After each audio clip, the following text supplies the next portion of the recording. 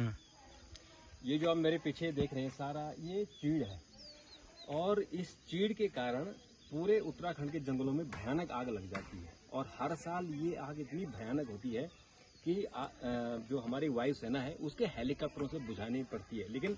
चूंकि जंगल की आग है तो हेलीकॉप्टर बुझा नहीं पाते हैं, लेकिन वो उसमें जानमाल की हानि होती है और एयरफोर्स की जो उसके पैसे खर्च होते हैं, उसकी एनर्जी खर्च होती है। हमने विदेशों में भी देखा है कि जितने भी जो एयरफोर्स हैं जो आग बुझाने की कोशिश करते हैं वो उसमें कामयाब नहीं होते।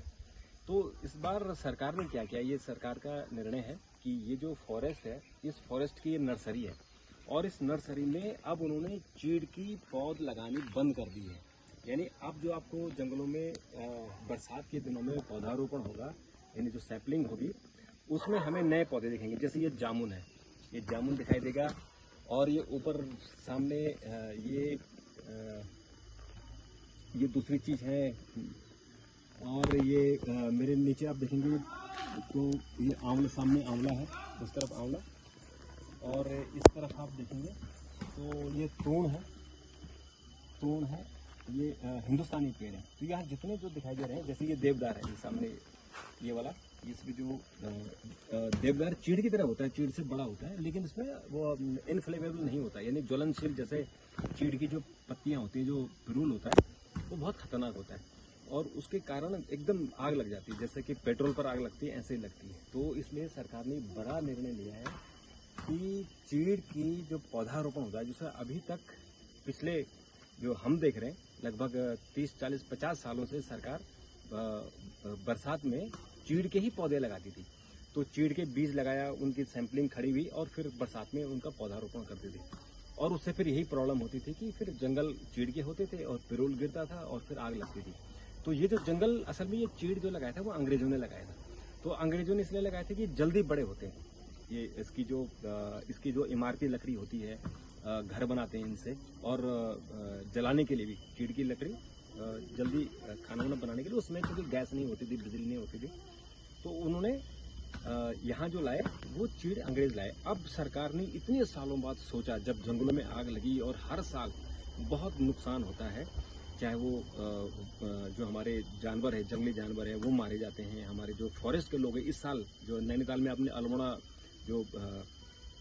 अल्मोड़ा वाइल्ड लाइफ सेंचुरी है, वहाँ आपने देखा कि 4 हमारे जो वन कर्मी हैं वो जल गए थे, जिंदा जल गए थे। और कुल इस साल उत्तराखंड में 10 वन कर्मियों की मौत हुई थी आग के कारण। तो ये आगे ना हो, क्योंकि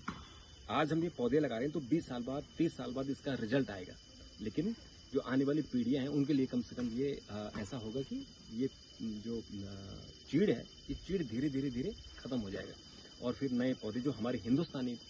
पेड़ हैं, जो छायेदार होते हैं, फलदार होते हैं और हमेशा रहते हैं, इनसे इनकी जो मिट्टी होती है वो उपजाऊ होती है और नुकसान भी नहीं करते हैं।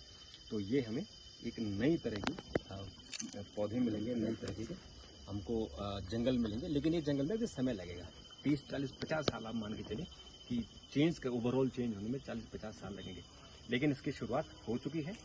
पौधे लग चुके हैं और ये पौधे हमको मिलेंगे।